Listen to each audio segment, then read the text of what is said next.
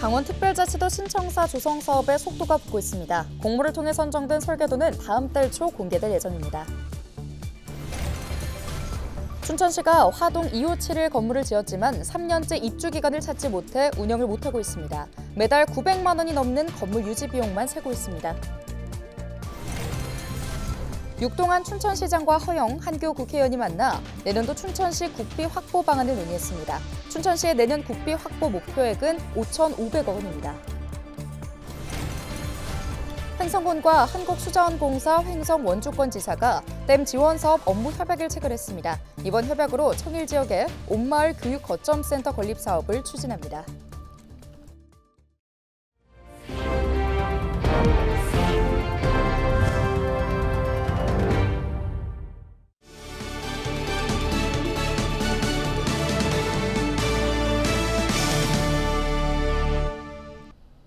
여러분 안녕하십니까? 헬로티비 뉴스입니다. 강원특별자치도 신청사 건립에 속도가 붙고 있습니다. 강원자치도가 지난 24일 설계 공모를 마감한 결과 7개 작품이 접수됐는데요. 다음 달 신청사 청사진이 드러날 예정입니다. 정승환 기자입니다. 춘천 나들목과 인접한 곳에 위치한 동래면 고운리. 강원자치도 신청사가 들어설 예정지입니다. 강원도는 이 일대 10만여 제곱미터 부지에 2029년까지 신청사를 지을 계획입니다. 시설은 지하 2층, 지상 7층 규모, 총 넓이는 11만 4천 제곱미터 안팎으로 건축될 예정입니다. 설계는 공모를 통해 진행 중인데 청사진은 다음 달 공개됩니다. 지난 24일 마감된 국제설계 공모에는 모두 7개 작품이 접수됐습니다. 강원도는 다음 달 심사를 진행해 11일 최종 당선작을 발표할 예정입니다. 심사 과정은 생중계합니다.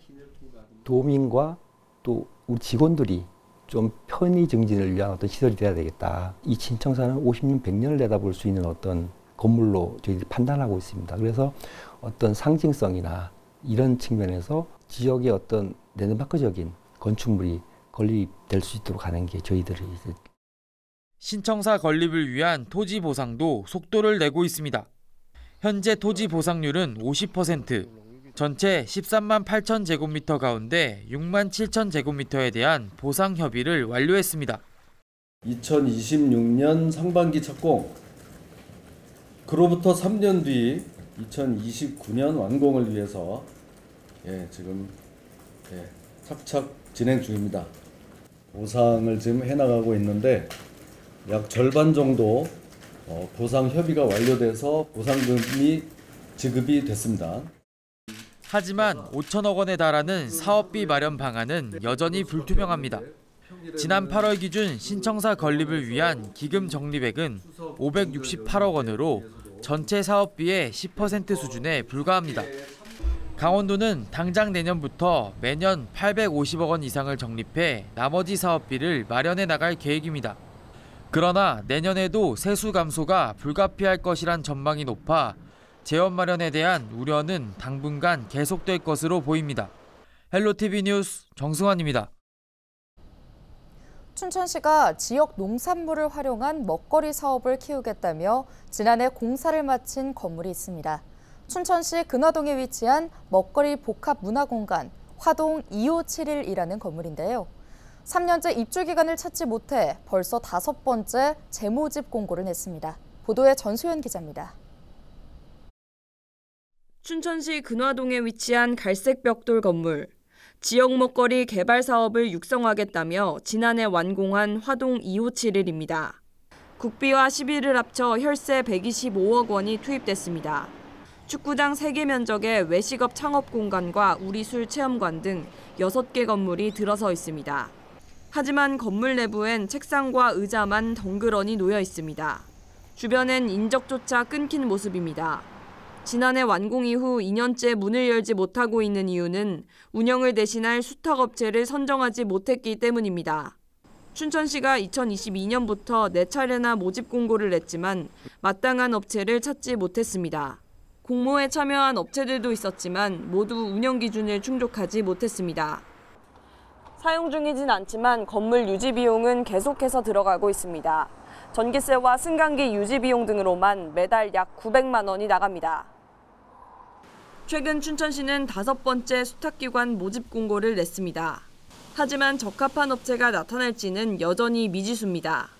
입주 청년 사업과 관리와 컨설팅부터 각종 행사를 기획하고 건축물 관리까지 할 수 있는 업체가 많지 않기 때문입니다. 춘천시의 입장은 다릅니다. 최근 들어서 거기 관심 있는 업체들이 꽤 있었어요. 저희한테 이제 문의한 데도 좀 여러 군데 있었고, 그래서 저희가 이번에 공고를 내게 됐어요.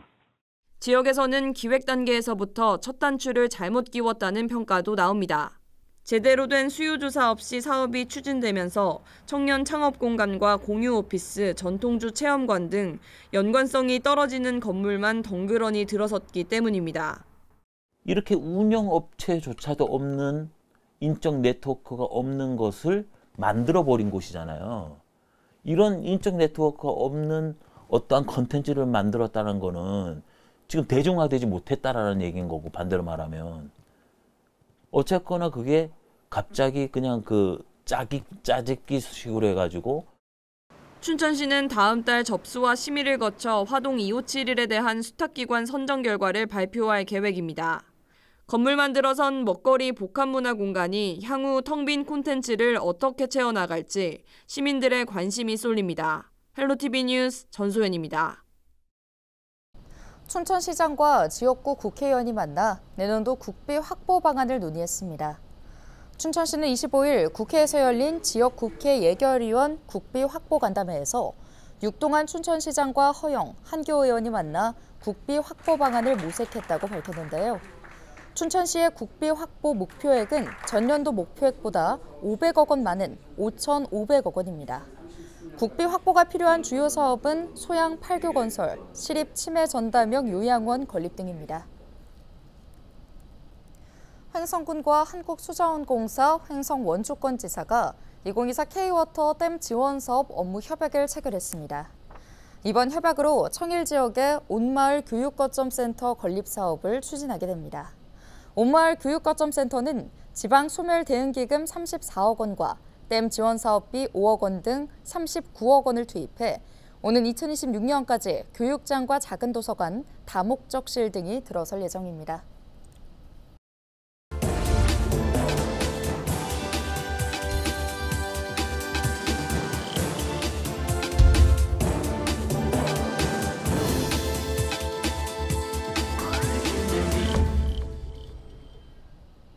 케이블 TV 공동기획 지역을 살려라 순서입니다.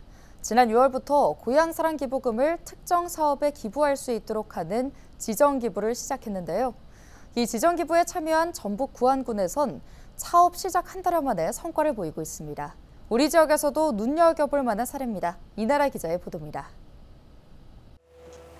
빈 농약병 수십 개가 담긴 마대들이 한가득 쌓여 있습니다. 야생벌을 지키기 위해 부안 지역 주민들이 자발적으로 논밭에 버려진 농약병을 주운 겁니다. 그 양이 매년 40톤에 달합니다. 부안군은 올해부터 농약병을 담는 마대 구입비를 고향사랑 기부금으로 지원하고 있습니다. 사랑 기부제에서 지원을 해주는데 마대값 이것이 400, 한 400 이상이 들어가는데 아주 큰 도움이 되죠. 농약병 수거 마대 지원은 벌들이 살기 좋은 환경을 만들기 위한 야생벌 붕붕이를 지켜주세요 사업의 일환. 농약병 수거뿐만 아니라 벌들이 집을 짓고 살 수 있는 비호텔 조성과 꽃씨를 나눠주는 내용도 담고 있는데 사업 공개 한 달 만에 1,500만 원 넘는 기부금이 모였습니다. 또 해당 사업을 추진한 부안군은 지난 6일 제1회 고향사랑 기부제 우수사례 경진대회에서 우수상을 수상해 특교세를 확보했습니다.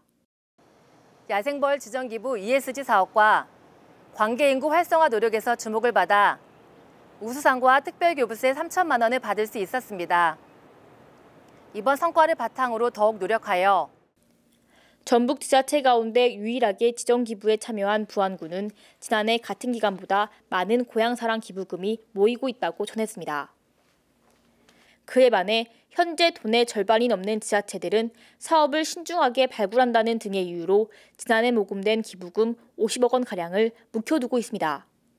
지방 재정을 채우고 지역 경제를 활성화하는 고향사랑 기부제 활용이 지자체마다 차이를 보이는 가운데 부안군의 성과가 부각되고 있습니다.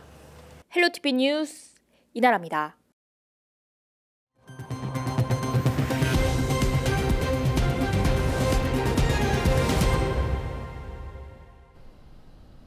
(25일) 오전 6시 50분쯤 철원군 동송읍 대교천에서 낚시를 하던 50대 A씨가 물에 빠져 숨진 채 발견됐습니다. A씨는 아버지와 함께 낚시를 하기 위해 이곳을 찾았으며 서로 다른 지점에서 전날부터 밤샘 낚시를 하다 사고를 당한 것으로 알려졌습니다. 경찰은 실족으로 인한 사고로 추정하고 정확한 사고 경위를 조사하고 있습니다. 지난 24일 오후 2시 10분쯤 중앙고속도로 치악휴게소 인근에서 화물차에 불이 나는 사고가 발생했습니다.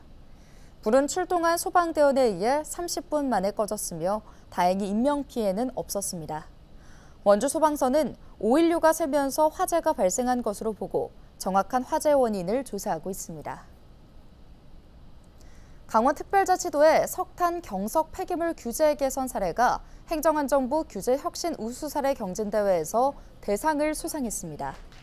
강원특별자치도는 환경부와 업무 협약을 통해 석탄 경석을 폐기물 규제 대상에서 제외했는데요. 이를 통해 폐기물로 취급되던 석탄 경석의 산업적 활용의 길을 열었다는 평가를 받습니다. 춘천시가 연말까지 춘천사랑상품권 10% 할인 판매를 시작합니다. 특별 할인은 10월부터 12월까지 진행되며 매월 1일부터 월 발행액 소진 시까지 판매되는데요.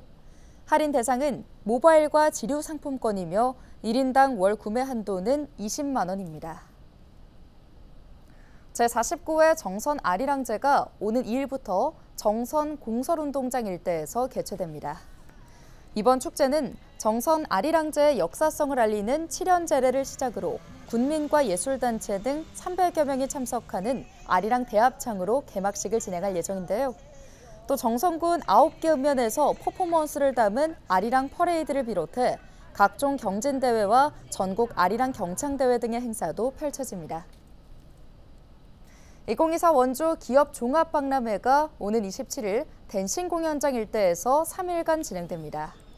이번 박람회에는 원주시 관내 60여 개 기업의 우수 제품을 선보이며 운동기구 체험과 허브 제품 만들기, 초콜릿 만들기 등 다양한 체험 부스도 운영되는데요. 특히 라이브 커머스도 진행해 관내 우수한 기업의 제품을 박람회 현장뿐 아니라 온라인으로도 만나볼 수 있습니다. 원주시가 오는 2일 오전 10시부터 원주 국민체육센터에서 혁신도시 공공기관과 24개 관내 우수기업이 참여하는 청년과 함께하는 구인구직 해피데이를 개최합니다. 이번 행사는 청년 구직자들에게 기업 및 공공기관 채용 정보를 제공하고 기업의 구인난 해소를 위해 마련됐습니다. 행사에는 사마제약과 네오바이오텍 등 24개 기업이 참여해 130명을 채용할 예정입니다.